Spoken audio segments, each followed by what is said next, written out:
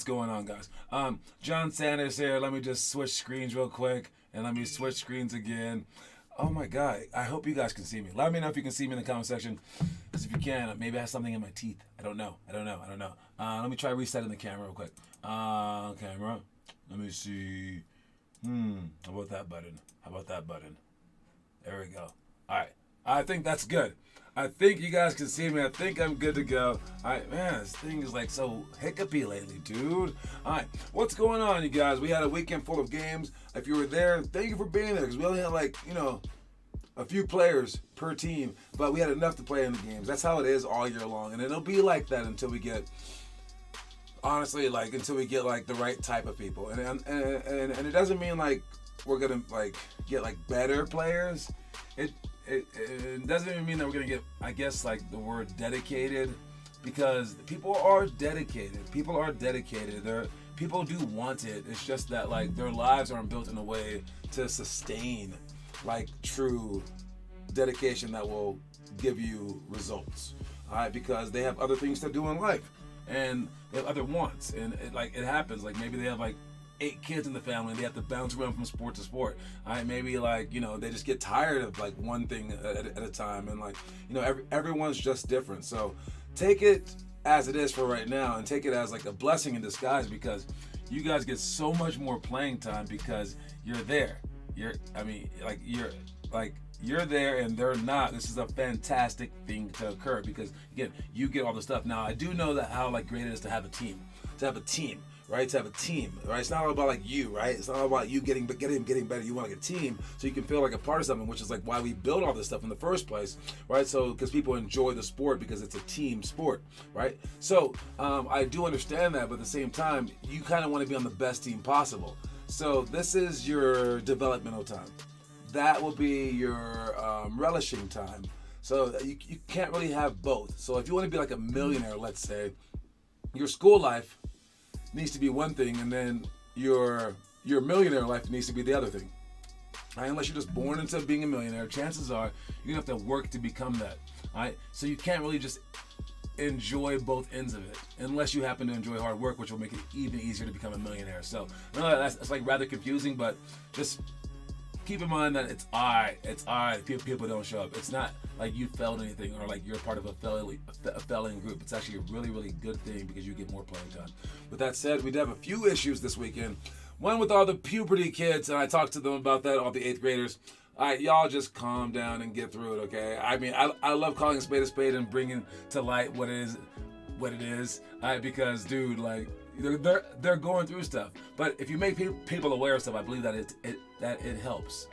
You will go through issues. Everyone will go through issues, whether it be your first year in college, being homesick, first year in the NBA, just being confused, right?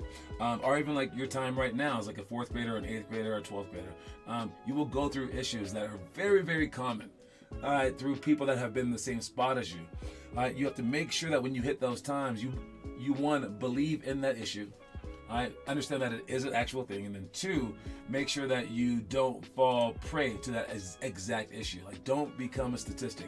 Don't become a trope. Don't become just everything that everyone thought that you would be. The kid going through puberty, he's gonna be acting out and acting all sad all day. All right, dude, you gotta bring it. All right, and I can't wait for the next day that Taz brings it. When he's yeah, let's go. I'll be where was that guy? Where was that guy when I asked for him last week? You can't be up and down. You can't be up and down like that. You got to be able to turn it on or turn it off right when the game starts, right when practice starts. It's a whole new world when you're on the court, which is the beauty of the game. You get to be nothing else matters. I love this game because it takes me away from all of life's issues. It takes me away from all of life's good things too. Just takes me away from life for a second. It's my drug of choice. This is basketball. So use that to your benefit. What's up, Kieran and Declan Loud? Please check in if you're here by commenting in the comment section so that I know that you're here. And what are we going to talk about first? We talked about the bandwagon thing. Make sure that you are not a bandwagon member of yourself. Always cheer for yourself. Whether you're down, whether you're up, don't jump off the bandwagon just because you're doing badly. All right, never do that. All right, next thing is the scoreboard. All right, some of this is like my mistake, but I think a lot of it is because like I really try to think the correct way, which is so strange. Okay, I understand it's so strange. I coach so many games that I honestly only care about you making it to the NBA. Like that's it. The game is like meaningless to me. But the weird part about the game being meaningless to me, and I tried to explain it to some other parent, and he's like, "Oh no, you should care about the games, John." Like that. I'm like, nah. I care, but I'm tricking myself to care because the games don't matter. But the games mean everything, and they must mean everything. They must mean every single thing during the game. All right. Afterwards, it shouldn't mean everything. Like it's a weird balance. You have to go back and forth, and both can be true. So. Our last game, it was not this score, nor that time. That's a high scoring game. That is a false. And what? Is that the third quarter? So in the third quarter, there's 19 minutes left. Obviously, those are halves, I guess. So at the beginning of the second half, that's the score. So the score was going to be like, what, 250 something? No, this is a lie. And there's already, possession, fouls. There's already 4 fouls in the first 30 seconds of the second half. This is a fake picture. But with that said, someone told me that we won that last game with the 3rd through 6th graders. I knew that we were down. I knew that we caught up. But honestly, when I said that, like I don't think that I actually knew because I didn't even look. I honestly did not look. I saw that we were like down by 3 at one point. Then I paid more attention to what you guys were doing in the game. And I judged it based off that. And I was like, yeah, we lost the game. And someone goes, we won the game. Look, I think if you can judge yourself based off of how you play, more than like what the outcome was, you would do yourself well. Not just in the games, but like in school, in life, like everything. If you put forth the correct effort and did the correct things, and you're like proud of it, you won. Because more often than not, you're gonna win those things. And if you win an actual game and then you do poorly and you did all the wrong things, but you happen to win because the other team wasn't good enough, that's not a win. You can't celebrate that. All right. So I say see things as they are, not as the score dictates. All right. And make sure that you actually win the game. We know we could have played better. We know we could have done other things. And while I'm proud of you guys for coming back, part of the small guys for like figuring stuff out and things like that. A win's a win, but at the same time, it's not. So I'm gonna stick with that. We lost that game. Screw you guys. All right. On the bench of that game, though, were these two. Not these two stock photo people. Okay. Not Doug and McLaren over here. All right. Not those two people. But who was it? It was Kamundia. It was this guy, and it was Andrew, who's this guy. All right. Now Andrew's a 2nd grader, and Kamundi is like a 6th grader, I believe. But they definitely showed their wisdom here. All right, their level of wisdom. And Andrew was like, "Well, when am I going to go back in the game?" And I was like, "Well, you can't go back in the game. We gave you your playing time. You're a 2nd grader in a 3rd through 6th grade game, so I wasn't obligated to play him. But at the same time, like I played him." And he couldn't guard his man, and he allowed too many points. And I wasn't going to ruin the game for everyone in the game because of his defense. And I wanted him to understand that he actually messed up. He's like, "When am I going to be in the game?" And I was like, wait, but the guys are out there right now. They don't need you right now. And you were messing up. He goes, "Well, I won't mess up anymore." I was like, "No, but you haven't learned it yet."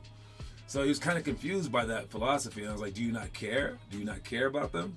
Like that. He's like, "I was like, do you just care about yourself?"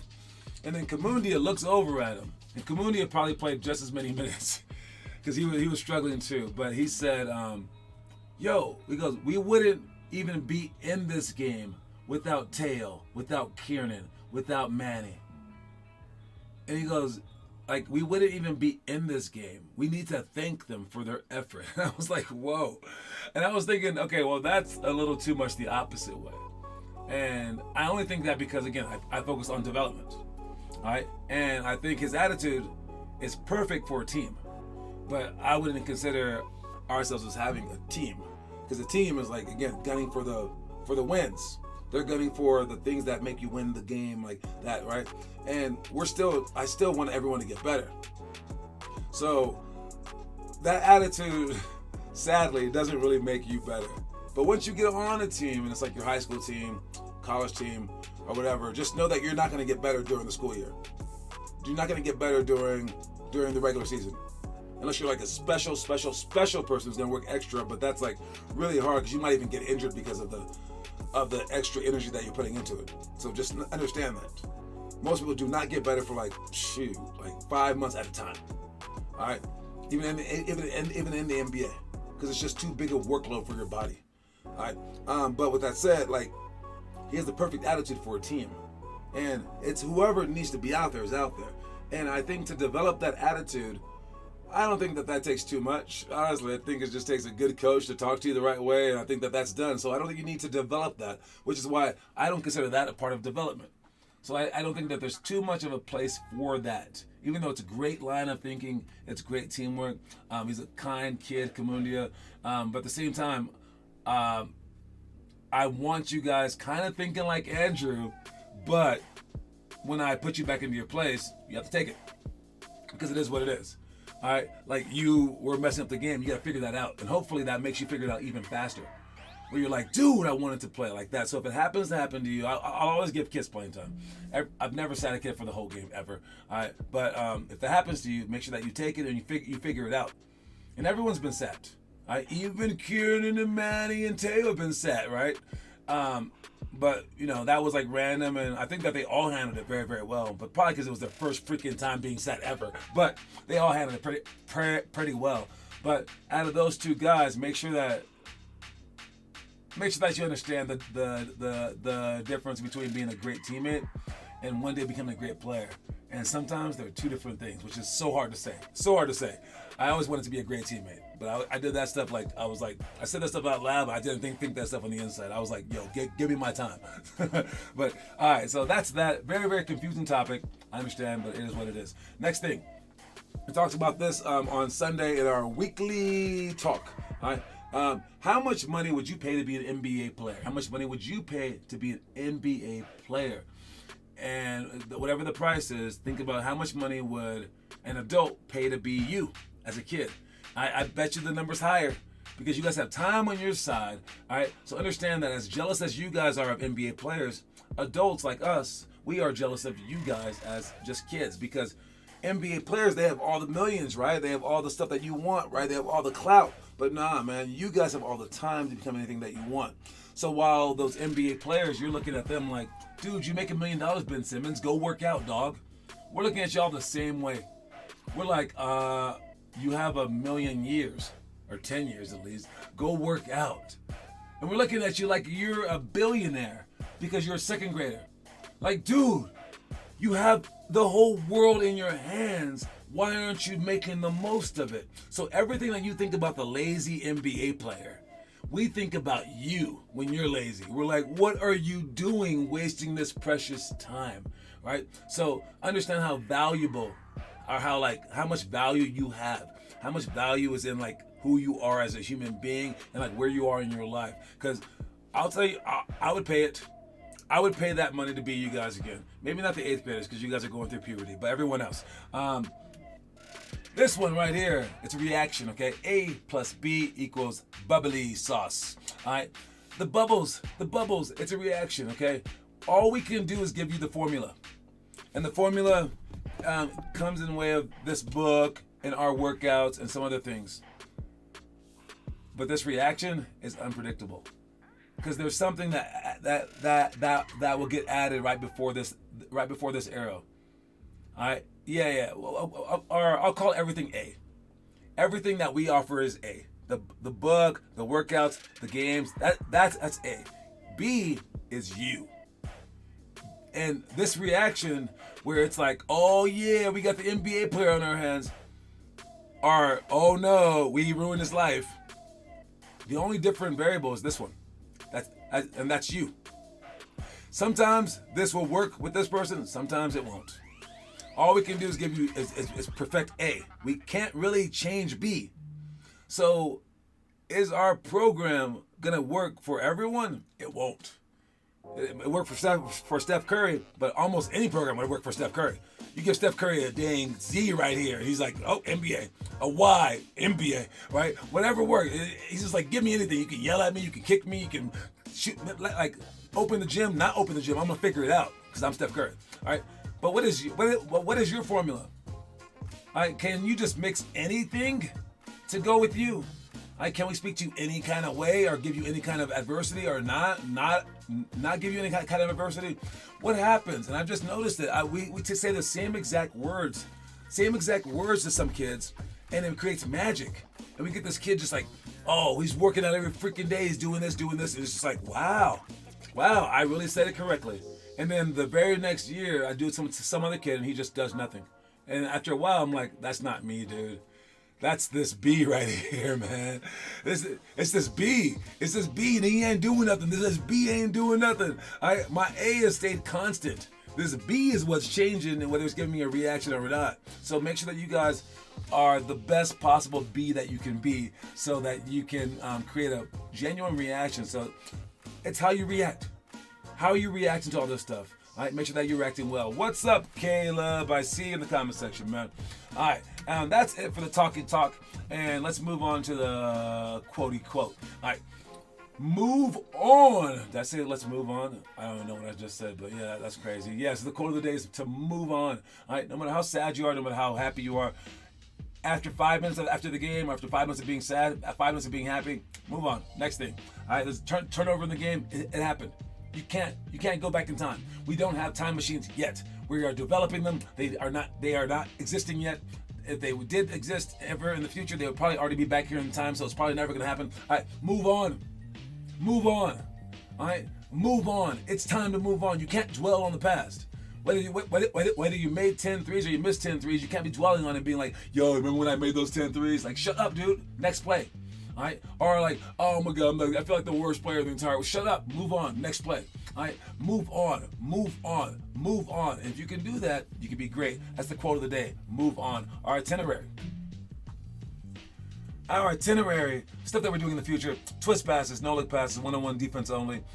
Close out the slides, mid-post series, post progression. Something we just did in the past. We had the clap dribble. How was that? That was pretty good. Pick and roll, flip flop, fly drill, trick dribbles, press break, give and go. Make sure that we actually do that during the game, please. Press break, give and go. After you pass the ball ahead, Kieran, Noah, anyone, sprint. Because now you had 2 defenders on you. All right, and I don't want to keep bringing it up, but that kid from B&B Academy, he sprinted by us so fast. I know he's a year older, but who cares? Dude would just go. But he did it with the ball in his hand, too. Dang. But I mean, like, after that pass, you sprint beyond the defender because they're going that way. All right, so we have to give and go so we don't just depend on someone ahead of us who can't dribble yet because it's a big guy. And then we had triangle cuts for shots. All right, stuff that we're doing tonight. We got judgment shots. That's where we shoot the ball with the person in front of us judging our shot, whether our elbows out or whatever, and the person on the side of us, on the elbow, he's judging us as well as we're on the free throw line. We're going to shoot that shot, and the person on the side of us will judge, did we extend? The person in front of us will say, was his elbow in, or something like that, right? Then we will rotate spots, and then we'll judge the next person. You just say yes or no. That's it. Yes, they did it correctly, or no, they didn't do it correctly. And when you do this, you don't want to be a hypocrite. So when you're correcting them, you're going to be more likely to correct yourself as well. So we're going to shoot perfect shots with judgment shots. Next one is 7-minute shooting. You're going to start out with making 20 layups from the elbow, 20 extended layups from the elbow. Then make 5 in a row from the elbow, and then you shoot 3-pointers. See how many that you can make. All right. The record holder out of the kids who are still a part of our program is Kieran. Kieran's been killing this, so this is do or die time right now, Kieran. No second chances. We're gonna see what you can do today. See if you can get 30 in front of everybody. Maybe you should film it. I don't know. All right. So we got 7-minute shooting as well. Then we have cops and robbers. That's with everybody. We got pump fake to escape dribble. We got battle ropes. We got backboard alley for backboard alley oop. Throw the ball off the backboard, catch it in the air, and then score it like that. It's a tough move. You have to upper body strength. This will help you guys out as well because that team, one of the teams that beat us this weekend, pressed us with 5 people. 5 people ahead of the free throw line, guys. We can't throw the ball to half court. All right. If we did, maybe those guys couldn't even score it. All right. So until then, you guys are like little kids. We have to get out of the little kid mode. So we need some more upper body strength. You can use this backboard alley-oop drill as that. Whether it's being thrown to you or you throw it to yourself. All right. As for the other ones, we got, which one is first? Cops and robbers. Touch the ball, go get them. Try to cut them off and score. All right. All the layups that Kieran missed. And again, I don't want to dog anybody. I don't want to dog anybody. But I do dog people. I want confidence. I get it. But at the same time, I want Kieran to be a step above John. A step above John, because John in 4th grade missed layups. John in 5th grade could make layups. But John in 6th grade, John in 6th grade wondered how 5th grade John ever missed a layup. Like, honestly, it was between 5th grade, when I was like, how old am I? Like 11? I don't know. 5th grade, and I swear to you, till I was 35. I don't think I missed. I probably made more than 99% of my layups. I'm talking like any layup, like complicated, like anything. And I remember thinking the whole time, how does anyone ever miss a layup? And then I turned 36. And then I started missing layups. Still to this day. Because I think it's like I can't jump as high. It's a different angle. But when I was 6th grade, I didn't miss them either. So I was just playing a lot of basketball. What's up, Taz? I missed enough layups, too. We would have won the first game. That, too, yeah. But the next one, I think, no, Kieran had wide open layups. So the wide open, it just can't happen. I don't know the difference. It just can't happen. And it started in 6th grade. I was like, I just never missed a layup. And yeah, and you have to get to that point because they are pretty easy. I don't remember what it's like now that I'm 42 and I'm missing layups, so I can't really help you. but it was at once upon a time pretty easy. So let's see if you can beat me, Kieran. And when you get to 6th grade, you won't ever miss a layup again. We'll see until you're 36. All right? Don't doubt it. It'll happen to you. Time catches us all, baby. All right. Tuesday and Thursday, I'm going to make 100 layups in each. Well, I think the problem for the layups is the speed at which you go and the pressure among you. I don't think you guys are missing layups during warm-ups, are you? So you need to shoot those layups during warm-ups like full-speed layups. You guys need to like practice with. I don't think you guys can take away the craziness of the game. You need to add the craziness to your warm-ups. I think that's the best way. So, yes, I'm going to be practicing speedy layups.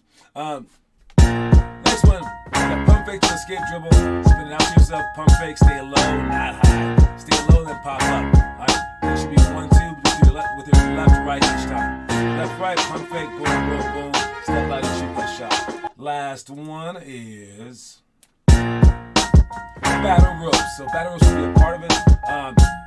Noah, if you're out there, bring your extra battle ropes. Alright, bring the extra battle ropes, Noah. Did you hear me? Let me know if you heard me in the comment section, Noah. Bring your battle ropes, Noah. We need them. So that's all that stuff.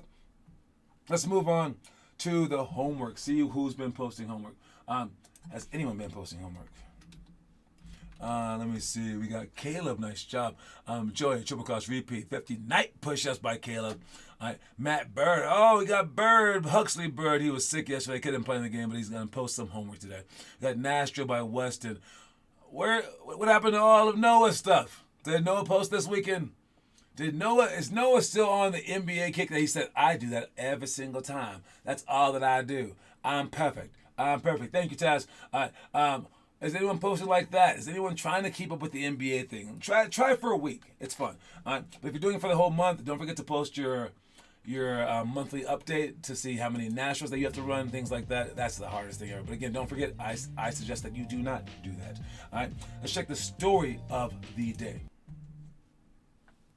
When players try to finish tough shots in the key, do not foul them. Simply wall up your opponent with your chest near them and your feet on the ground. If they can hit a tough shot against your physical contact on a consistent basis, there's really only one thing to do. Get their autograph. Because that's something only pros can do. All right, so that kind of runs counter to what I was saying, right? I said, like, hey, you got to make layups, got to make layups, got to make layups. Those are harder layups. I wouldn't even count those as layups. Layups like where like someone is there and you have to like relocate. Those are more like shots to me. All right, so I would say for your defense, make their layups into shots. That would be the best way to say that. And if you can make those layups, those circus layups, yeah, that's something special actually.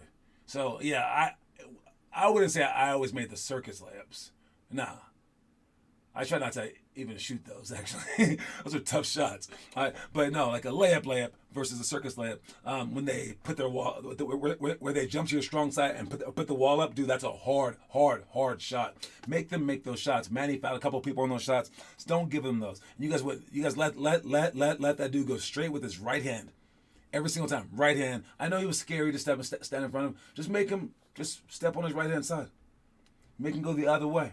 Make him shoot with the left. But I know he was so strong, going so fast, it was tough. But that is how it is. But realize that you can maybe do that to someone else. Just go straight. It's scary, dude. You got to move. All right. Our movie of the day is Senna. All right. Senna is it's another movie about besides Rush. I think I'm frozen again, but I think it's good enough. All right. Where it's a documentary of a Brazilian Formula One race car driver. I have never seen it, but it is your movie for the day for 6th grade. Senna is the movie of the day. All right, I ain't got nothing else to say about that, but I do have the quote of the day. Not the quote of the day, but the trivia question of the day. All right, we got the trivia question right there, and I don't even. Let me pull up a trivia question. I do not have it even pulled up. I have to do some extra nostrils. I went to the rec Saturday, but it was packed. All right, with people running games. That was my day to get all the work done for today. Hey, that's part of it.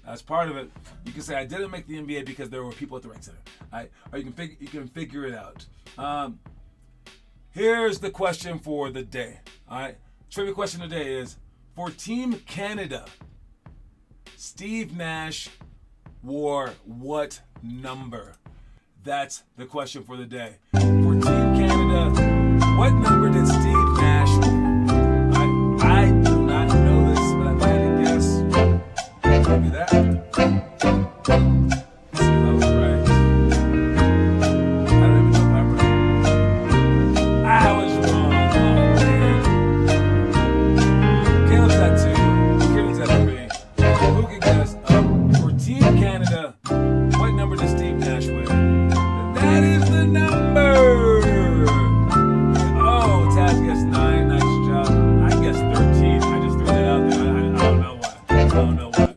But that is the answer. The answer is Kieran got it right. The answer is since 13 was already taken, Steve settled for 7. I knew it was going to be like a trick question, but same time he is Steve freaking Nash. They couldn't give him the number.